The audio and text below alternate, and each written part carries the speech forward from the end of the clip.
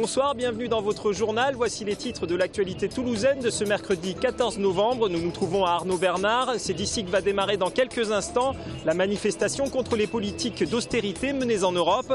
Retour sur la conférence de presse donnée par le président de la République avec l'un des candidats du PS au poste de premier secrétaire fédéral. L'élection aura lieu demain soir. Et enfin, devenir propriétaire en HLM, une solution qui s'impose de plus en plus en cette période de crise. Lutter dans n'importe quel pays de l'Europe, c'est lutter dans toute l'Europe. Et c'est pour ça que je suis ici, pour défendre un petit peu les mêmes droits qu'on devrait déjà avoir en Espagne. Cet étudiant espagnol fait partie du millier de personnes à avoir défilé dans les rues de Toulouse cet après-midi contre les politiques d'austérité européennes. Des manifestants qui craignent de rejoindre le cortège des pays fortement impactés par la crise. On sait que la catastrophe est sûre, on a des doutes sur le calendrier, c'est à peu près tout. Moi je crois que sans bagarre, il y aura rien. Que si bagarre il doit y avoir, elle sera rude et qu'il faudra qu'on soit un peu plus nombreux qu'aujourd'hui, que ça ait une chance de fonctionner. Oui, bien sûr que ça nous inquiète parce que c'est notre avenir qu'on joue là et aujourd'hui l'éducation elle est bafouée et on pense que c'est ça, c'est avoir une meilleure éducation qui permettra justement à la société de s'en sortir. Il faudrait essayer de partager un peu mieux les richesses.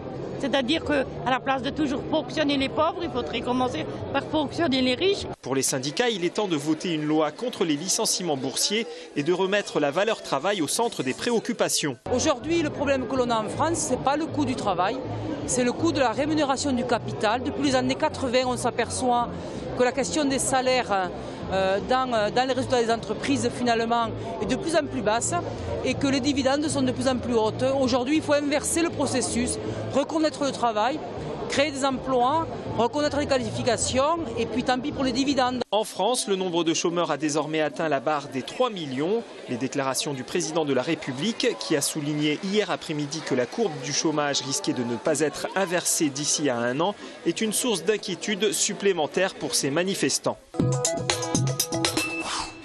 Croiser Nicolas Tissot dans le quartier Saint-Cyprien, rien de très surprenant pour cet adjoint au maire aussi responsable de ce secteur. Plus surprenant par contre sa candidature au poste de premier secrétaire fédéral du PS 31.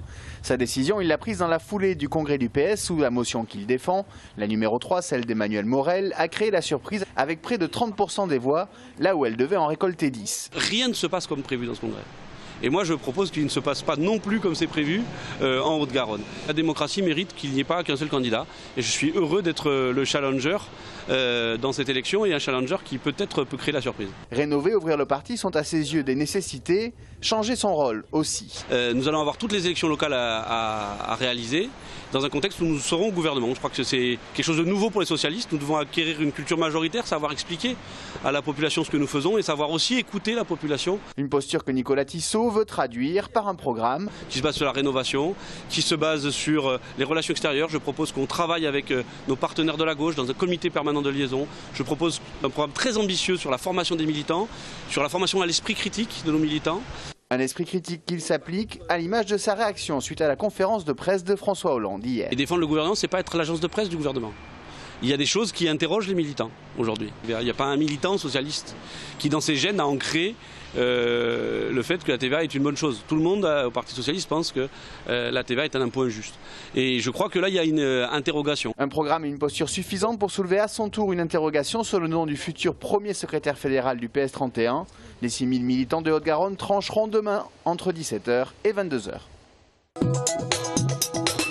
En l'espace de 3 ans, ce sont plus de 1500 ménages qui sont devenus propriétaires d'un logement social en Midi-Pyrénées. La crise aidant, les bailleurs sociaux assistent à une montée en puissance du phénomène. L'essentiel aujourd'hui sur Toulouse et sur l'agglomération toulousaine est une offre de logement en accession sociale neuve, que l'on appelle notamment le PSLA, qui est un produit particulier qui permet d'avoir une offre correspondant aux capacités de ces familles, sur une typologie qui est d'ailleurs autour du T3, T4, et on voit que quand les familles ont la possibilité de faire un arbitrage sur le prix, eh bien, un certain nombre choisissent de pouvoir rester dans la métropole plutôt que d'aller beaucoup plus loin pour pouvoir accéder. Les acquéreurs, en priorité les locataires du parc social, représentent 80% des achats dans l'ancien.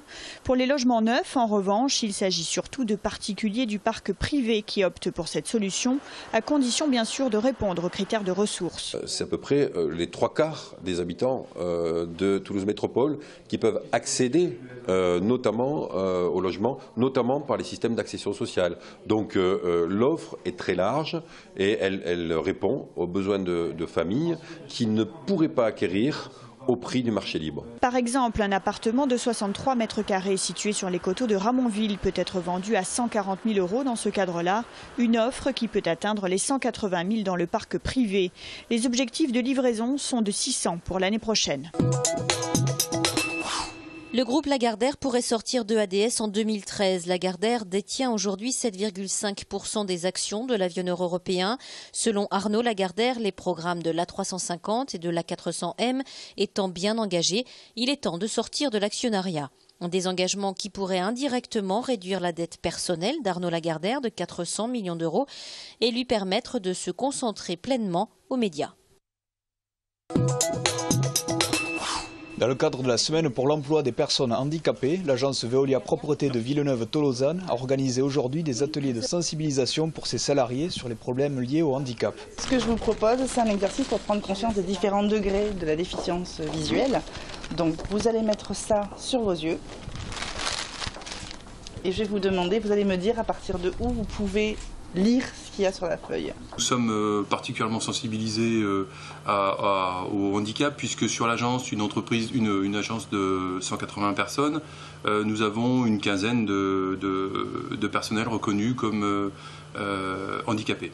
Pour le SAMET, cette journée est l'occasion d'informer les salariés de l'entreprise sur leurs droits s'ils se trouvent confrontés à des problèmes de santé au travail. Dès lors qu'un handicap apparaît ou s'aggrave et qu'il y a un risque d'inaptitude au poste, moi j'interviens en tant que médiateur entre l'employeur, le salarié et le médecin du travail qui reste le pivot de toute intervention du SAMET pour justement réfléchir aux solutions qui feront qu'il n'y aura pas de rupture de contrat entre l'employeur et le salarié. Rappelons que la loi de 2005 oblige les entreprises de plus de 20 salariés à embaucher au moins 6% de travailleurs handicapés.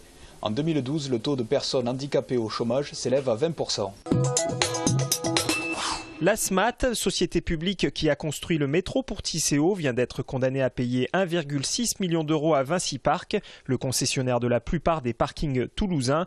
Les juges ont estimé qu'entre 2002 et 2005, lors de la construction de la ligne B, les parkings Jean Jaurès et Carnot avaient vu leur chiffre d'affaires baisser en raison du chantier. Pour l'instant, aucune décision de faire appel n'a été prise. Souad Mera, sœur de Mohamed Mera, porte plainte contre M6 pour atteinte à la vie privée. C'est ce qu'a fait savoir son avocat toulousain, Christian Etlin, filmé et enregistré à son insu dans le cadre d'un reportage pour M6. La jeune femme avait déclaré être fière de son frère. À la suite de ces déclarations, le parquet de Paris avait ouvert une enquête pour apologie du terrorisme. Aujourd'hui, son avocat, Maître Etlin, considère qu'elle a été victime d'une infraction. Aujourd'hui, je vous confie le gouvernail.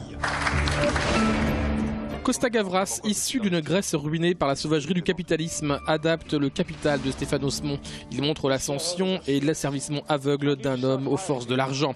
Gad Elmaleh incarne cet agent noir de la finance. Choix pertinent ou étonnant quand on se souvient qu'en 2009, l'acteur rechignait à ce que l'on élève le bouclier fiscal à 60% en disant ça suffit, et qu'aujourd'hui, il n'est pas contre l'idée d'être taxé à 75% d'impôts. On appréciera ou non tout de même cette phrase prononcée par l'acteur sur TF1 « Je paie beaucoup d'impôts, mais c'est un mal nécessaire. Le mot mal fera-t-il du bien aux pauvres ?» Pourquoi t'as besoin de tout cet argent? Pour être respecté. Nous allons continuer de prendre aux pauvres pour donner aux riches. Mes amis, je suis votre Robin des Bois moderne.